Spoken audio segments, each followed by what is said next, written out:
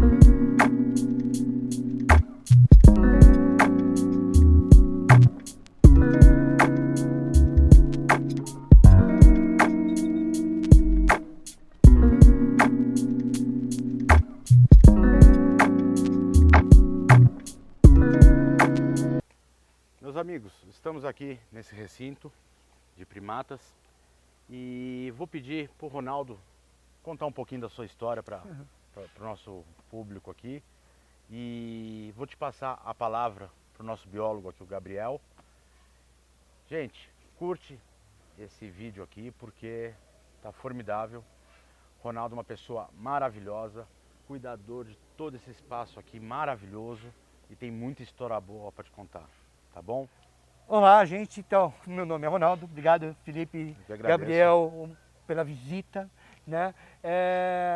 A minha história já é bastante primitiva, digamos assim, né?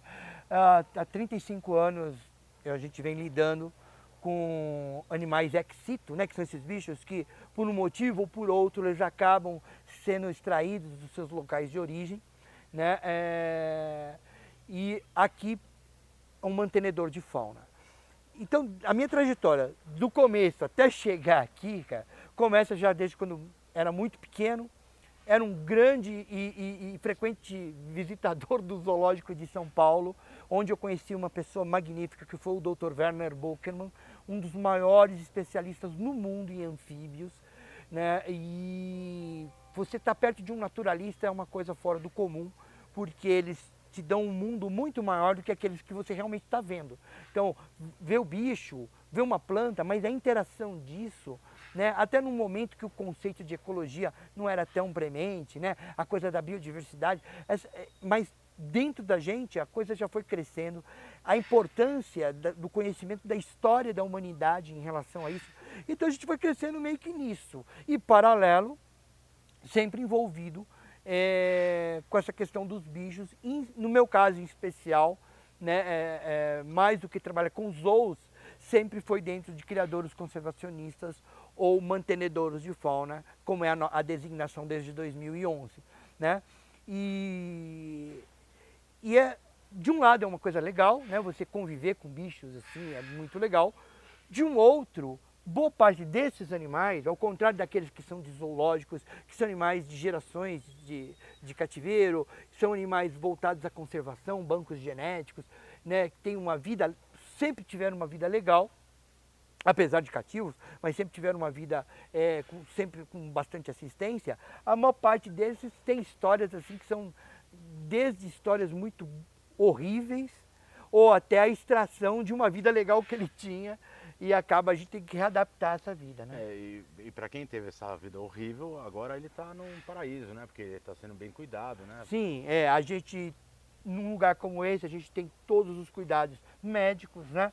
A questão nutricional é muito importante, a questão do enriquecimento ambiental, a questão do bem-estar animal. Então, tudo isso tem que ser muito bem observado e feito.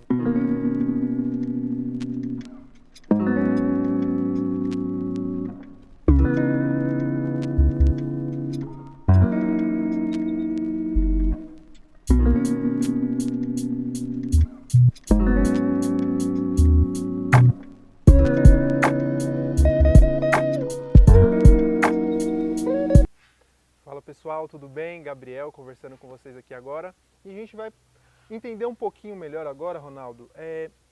Fala pra gente um pouquinho a importância de ter um lugar para conservar os animais desse assim, dentro de um centro urbano que é São Paulo. Tá.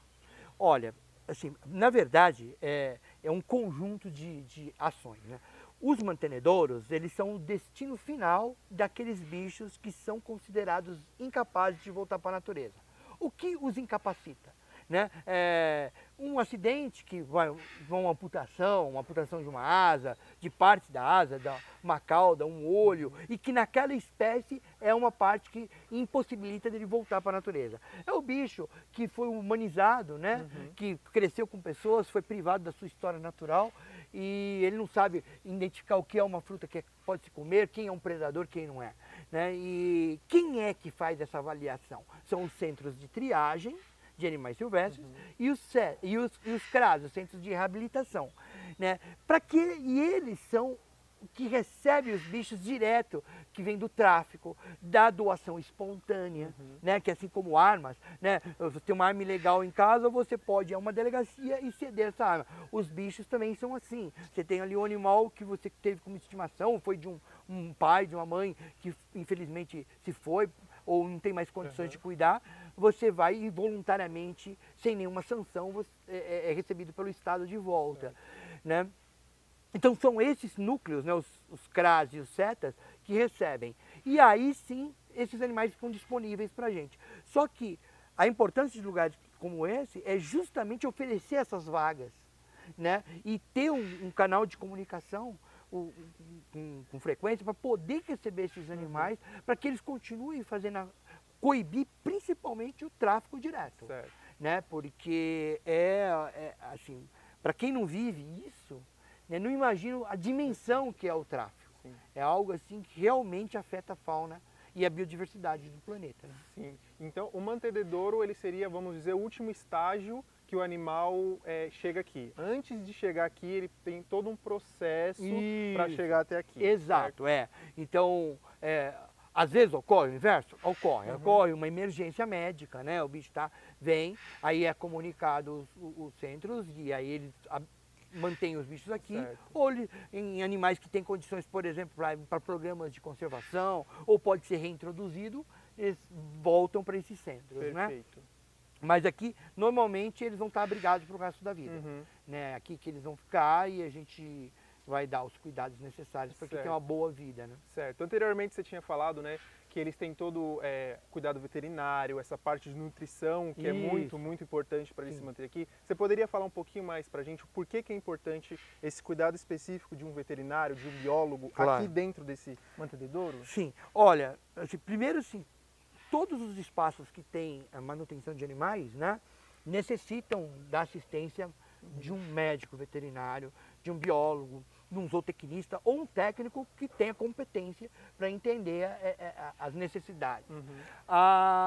Esses profissionais, eles têm que conhecer as espécies, né? Porque assim, no dia a dia da gente, os nossos animais domésticos, né, o cachorro, o gato, né, o cavalo, a vaca, o porco, né, a galinha, você tem ações e um conhecimento bastante amplo deles.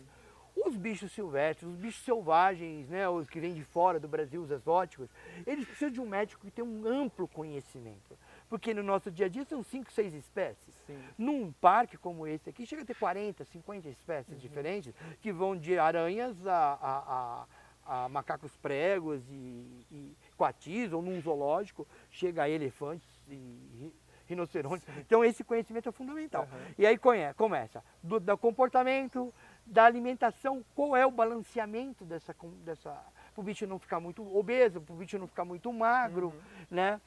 Associado a isso, um programa de enriquecimento ambiental que traga o bem-estar para o bicho, que faça com que ele gaste essa energia que ele precisa, né? Para se manter bem, né? Para a musculatura estar bem, para as suas funções se desenvolverem bem. Né? Perfeito, perfeito, maravilha.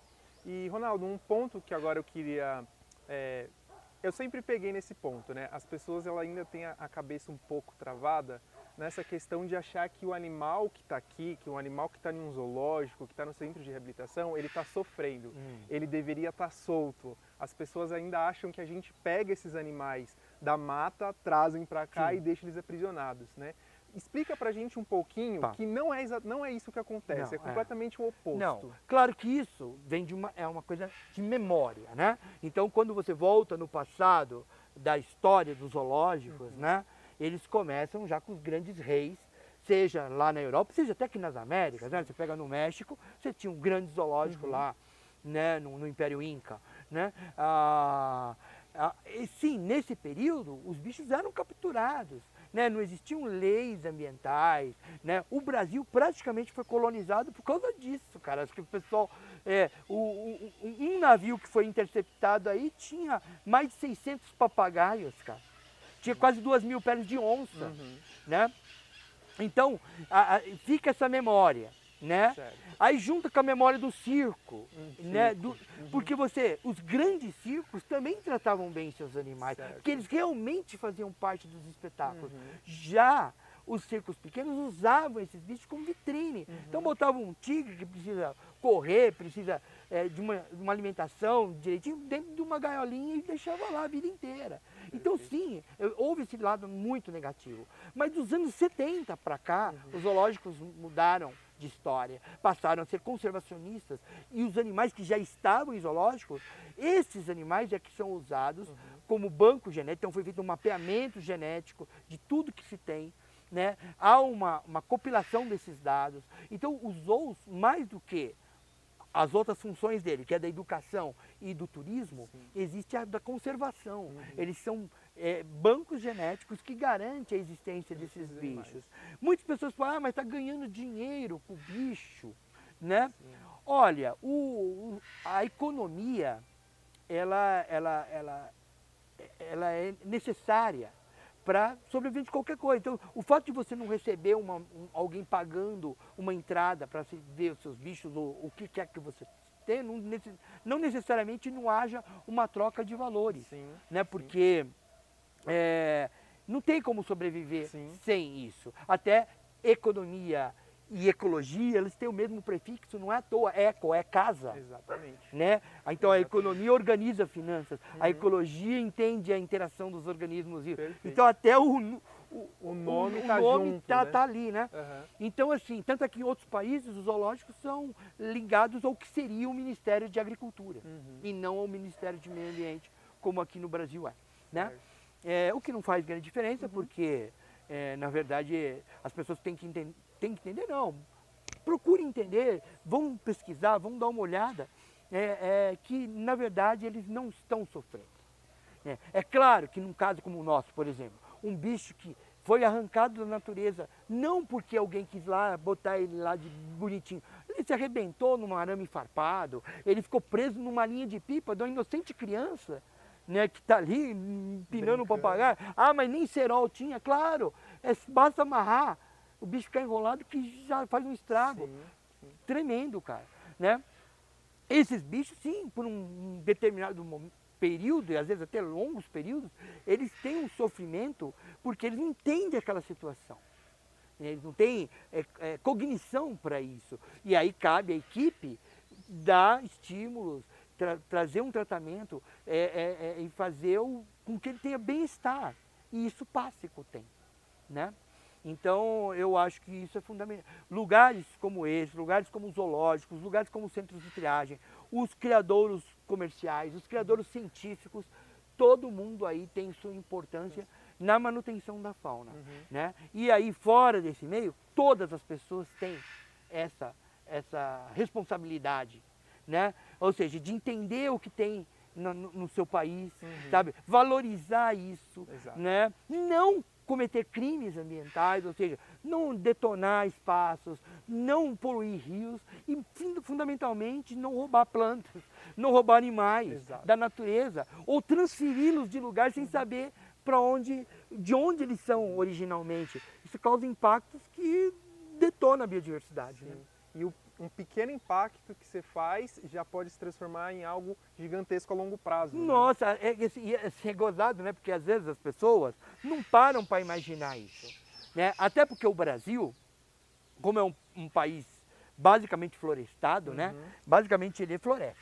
Então as pessoas sempre estiveram na floresta. Então pra gente, ou pro brasileiro em geral, tem mato pra caramba, mas não tem mato pra caramba. Porque muito já foi degradado.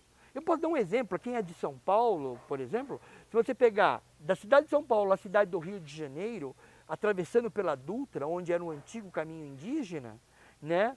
Hoje, tudo ali era mata umbrófila, essa mata fechada, mata densa, mata atlântica, fechada. Tudo aquilo foi destruído. Mas, nossa, quanta coisa, mano. Pois em um ano destrói o mesmo ou mais na Amazônia. Sim. Cara. Então a gente precisa realmente tomar atitudes, desde aquelas pequenas em casa, não consumir coisas que causem danos, tentar ser sustentável, né? Porque parece uma retórica assim, mais do que usual, mas é a mais pura verdade. A biodiversidade de fato